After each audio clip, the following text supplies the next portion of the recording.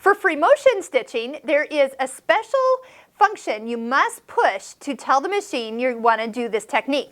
First off, the foot that comes with the machine is the R foot. This is a free motion floating foot. Now, the one you probably want to purchase from your Husqvarna Viking store is the open toe spring action foot. It actually gives you a better result, and I'll show you both so you can actually use either one depending on which one you have at a given time. So first thing you want to do is go ahead, just leave it on a straight stitch and push the free motion technique. It looks like a little pile of spaghetti.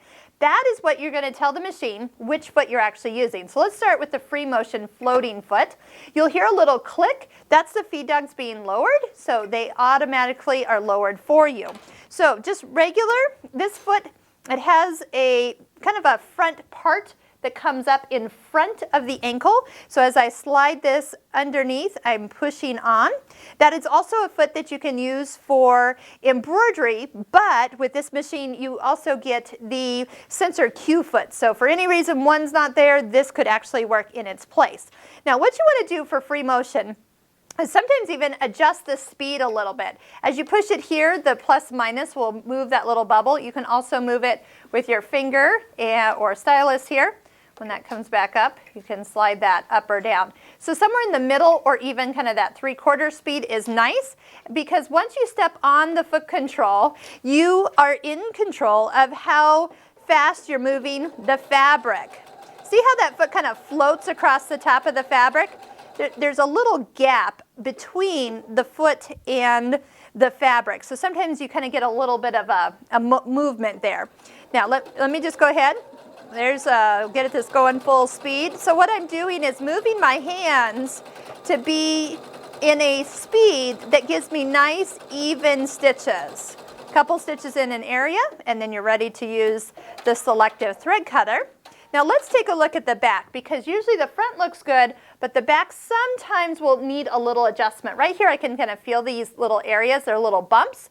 So what we want to do is take the tension and go up a number. It was 4.6, so let's go ahead and take it to even 6. So one little touch is just a small increment. Make sure you go a whole number change, and then you'll see the difference when you're actually stitching. You just want to make sure that your bobbin thread doesn't get pulled to the top side. Let me just go ahead. We'll cut the thread there and see the difference. So you know what to look for when you want perfect even tension. You want that when you flip it over, you have the same look of that stitch on the front as you do on the back. And that about a 1.5 numbers higher than it was perfect. So now I'm going to switch over to the optional spring action foot. So we're going to go ahead, touch the free motion technique. That will bring up the little box and change it to free motion spring action. Feed dogs are still reduced. We're going to go ahead. This time you actually need the screwdriver to loosen the screw and take the whole entire ankle off the machine.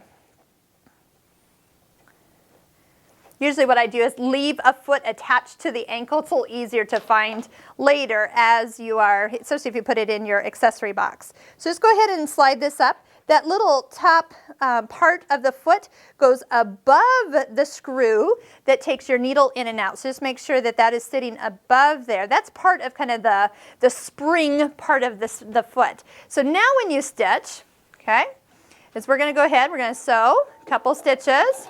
See how the foot bounces up and down on the fabric? It kind of helps make that stitch really form smoothly. Now my tension's actually a little too tight. So if I just go ahead, I'm going to bring that back down to where it was, and we'll start back at our normal setting. This foot definitely makes it so you don't have to adjust your tension as much as when the foot kind of is up in the air, kind of floating around.